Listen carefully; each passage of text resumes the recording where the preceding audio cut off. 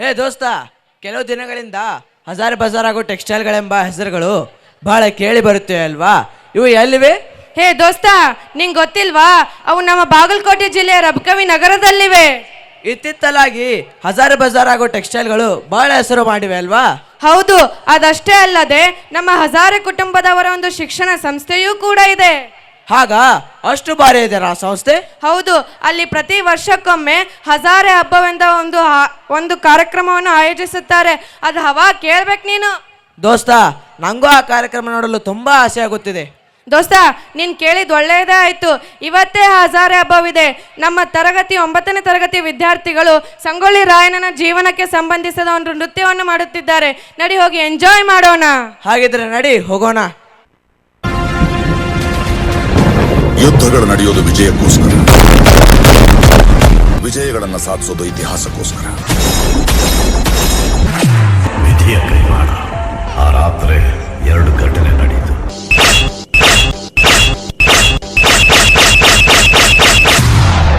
ಜಾಗನು ಹುಟ್ಟಿತು, ಅವನು ಹುಟ್ಟಿದ.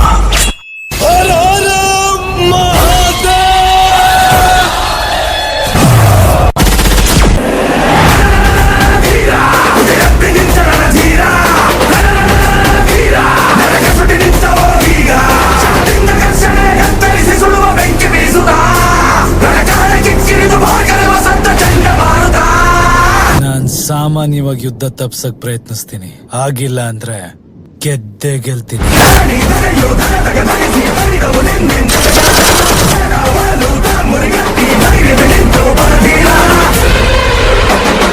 ಈ ಕನ್ನಡ ನೆಲದಾಗ ಹುಟ್ಟಿರೋ ಮಕ್ಕಳು ದೇಶಕ್ಕೋಸ್ಕರ ಸಾಯಕ್ಕೂ ಸಿದ್ಧವಾಗಿರ್ತಾರ.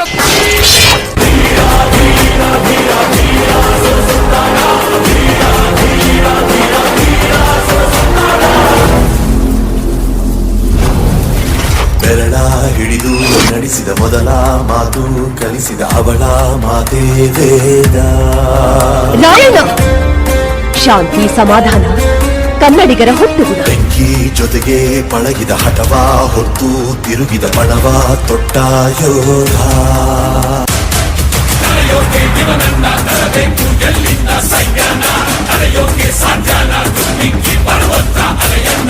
ಅಪ್ಪಣೆ ಕೊಡಿ ತಾಯಿ. ಕಾಲ್ ಕೆದರಿ ಜಗಳಕ್ಕೆ ನಿಂತಿರುವಂತ ಕೆಂಪು ಕೋತಿ ತಲಿನ ಅಡ್ಡ ಕಳ್ಳಾಗ್ತೀನಿ.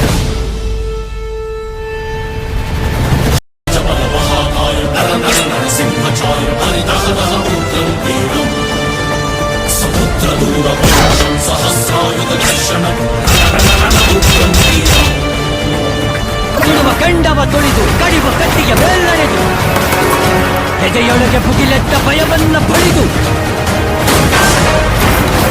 ಗಂಡದೆಯ ದಡ್ಡಾಗಿ ಮುನ್ನುಗ್ಗಿ ಬಂದ ಬೇಟೆಗಾರರ ಬೇಟೆಯಾಡೋ ರಣಬೇಟೆಗಾರ ಬಂದ.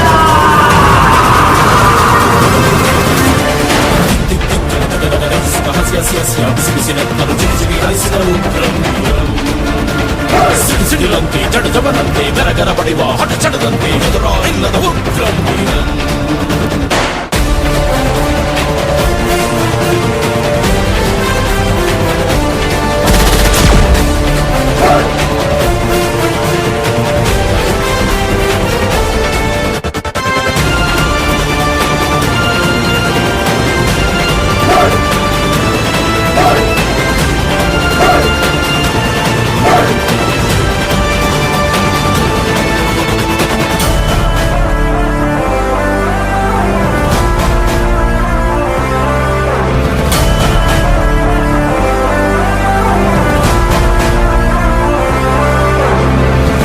ದೇಶ ಸೇವೆಯೇ ಈಶ ಸೇವೆ ಎಂದು ಕರೆ ನೀಡಿ, ತಾಯಿಗಿಂತಲೂ ತಾಯಿನಾಡೆ ದೊಡ್ಡದೆಂದು ಸಾರಿ, ವೀರ ಪರಾಕ್ರಮಗಳಿಂದ ಬ್ರಿಟಿಷರ ವಿರುದ್ಧ ಹೋರಾಡಿ ಕಿತ್ತೂರಿಗೆ ಮೊದಲ ಜಯ ತಂದುಕೊಟ್ಟ ಕಿತ್ತೂರ ಚೆನ್ನಮ್ಮಳ ಬಲಗೈ ಬಂಟ ಕ್ರಾಂತಿವೀರ ಸಂಗೊಳ್ಳಿ ರಾಯಣ್ಣ.